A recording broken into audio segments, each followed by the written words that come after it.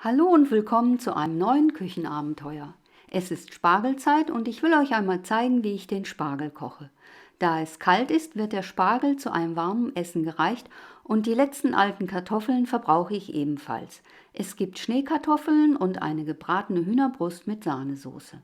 Angefangen wird mit dem Lebensmittel, das die längste Garzeit hat, also die Kartoffeln.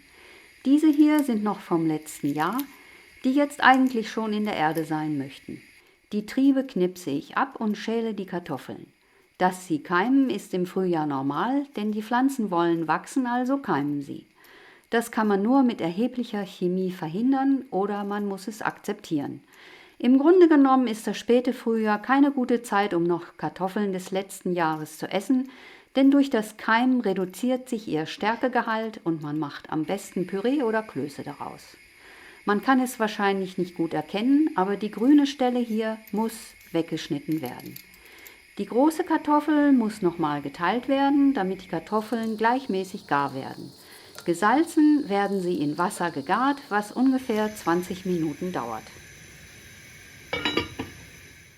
Weißer Spargel muss immer sorgfältig geschält werden, denn die Schale lässt sich weder weich kochen noch zerbeißen.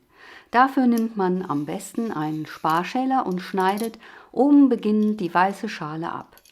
Dabei darauf achten, dass man keine Streifen stehen lässt, so wie ich es hier zu Demonstrationszwecken gemacht habe. Am besten schneidet man immer überlappend, sodass man noch etwas vom bereits geschälten Streifen mitnimmt. Dann wird das untere Ende abgeschnitten, und zwar umso mehr, je länger der Spargel ist. Ich habe hier Spargelspitzen, also schneide ich nur einen knappen Zentimeter ab. In eine Edelstahlpfanne gebe ich 3 Esslöffel Wasser und lasse etwas Butter darin aus. Darauf gebe ich den Spargel und salze ihn. Deckel drauf und nun lasse ich ihn bei sehr geringer Hitze sehr langsam garen. Diese Garmethode spart Energie, denn ich muss nicht erst eine größere Menge Wassers aufkochen. Außerdem zieht der Geschmack des Spargels nicht in das Kochwasser, sondern bleibt in den 3 Esslöffeln Wasser und der Butter, die ich in die Pfanne gegeben habe, und nichts wird weggeschüttet. Nun gebe ich einen Teelöffel Speisestärke in ein kleines Gefäß, gebe etwas Wasser dazu und verrühre alles. Die Stärke dient mir später zum Andicken meiner Soßen. Währenddessen habe ich schon mal Butter in einem Topf ausgelassen. Dort hinein gebe ich nun die trocken getupfte Hähnchenbrust. Auch sie lasse ich bei ganz niedriger Temperatur langsam braten. Keine Sorge, die Röststoffe entwickeln sich auch bei niedrigen Temperaturen. Nach 4 bis 5 Minuten wende ich das Fleisch und lasse es langsam weiter garen. Der Spargel köchelt langsam vor sich hin. Die Kartoffeln waren mittlerweile gar. Ich habe sie abgeschüttet und lasse sie nun zugedeckt stehen.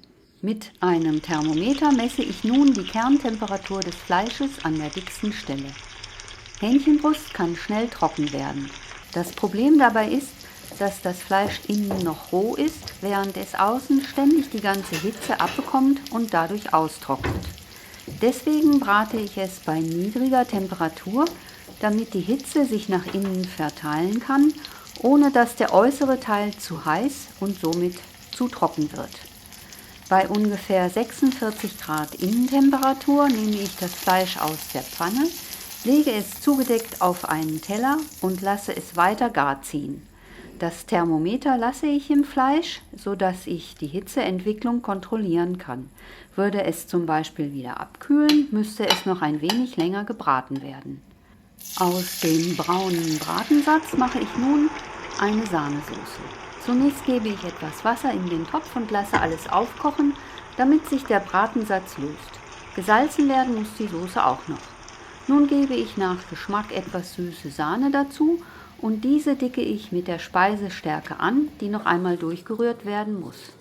Dabei gebe ich immer einen Teelöffel der Mischung in den Topf und rühre ihn ein, bis die Soße die gewünschte Konsistenz hat. Das Fleisch hat mittlerweile eine Kerntemperatur von 54 Grad und ich lege es zurück in meine Soße, damit es noch weiter wärmen kann. Der Spargel ist zwischenzeitlich ebenfalls gar. Da fast keine Kochflüssigkeit mehr da ist, schütte ich noch etwas Wasser nach, welches ich mit einem Teelöffel meiner Stärke-Wassermischung andicke. Wer möchte, kann auch einfach nur noch etwas Butter auf den Spargel geben, das ist einfacher. Nun kann angerichtet werden. Wenn euch mein Video gefällt, abonniert doch bitte meinen Kanal und gebt mir einen Daumen nach oben. Das ist eine Kartoffelpresse. Die Kartoffeln habe ich dort hineingegeben und drücke sie durch, was einiges an Kraft erfordert. Sie fallen wie Schnee auf den vorgewärmten Teller und daher auch der Name Schneekartoffeln. Auf die Kartoffeln gebe ich den Spargel mit seiner Soße, welche von den sich darunter befindenden Kartoffeln aufgesogen wird. Den unteren Teil des Spargels bestreue ich mit etwas Schnittlauch. Das Hühnerbrüstchen hat mittlerweile eine Temperatur von fast 70 Grad erreicht und ist gar. Ich nehme es aus der Soße und halbiere es. Es findet seinen Platz neben dem Spargel und darauf gebe ich die Sahnesoße. Kartoffeln halten die Wärme unheimlich gut und lange. Gerade an einem kalten Tag wärmt dieses Essen nicht nur den Körper, sondern auch die Seele. Die zerdrückten Kartoffeln umschmiegen den Spargel, dessen Soße den Kartoffeln eine delikate Cremigkeit verleiht. Der feine Geschmack des Hühnerbrüstchens unterstreicht das Aroma des Spargels, ohne ihn zu überlagern. Ich hoffe, ihr probiert dieses Essen einmal aus. Zutaten und Mengenangaben findet ihr wie immer unten in der Beschreibung. Und wie immer guten Appetit und eine wunderbare Spargelzeit.